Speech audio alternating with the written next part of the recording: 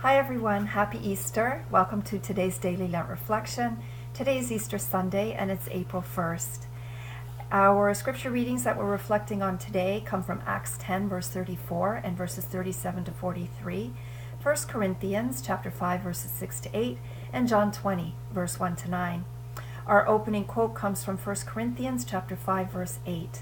Quote, "Let us celebrate the feast not with the old yeast, that of corruption and wickedness, but with the unleavened bread of sincerity and truth," end quote. And our reflection for today is Easter living.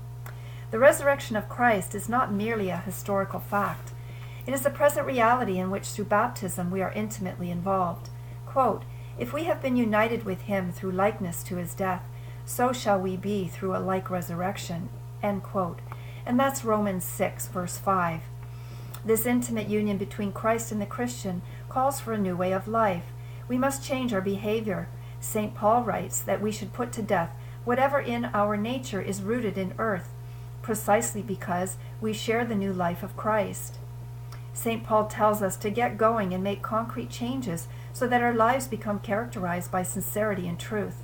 He invites us to put teeth into today's annual renewal of baptismal promises. Putting teeth into our baptismal promises will challenge each of us in different ways. The goal is Easter living all year long.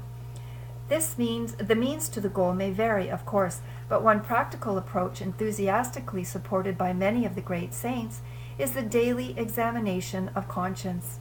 Far from being a nitpicking exercises in false guilt, this approach to Easter living is a practical way of renewing our motivation for such living and of bringing our baptismal promises into the nitty-gritty of daily life.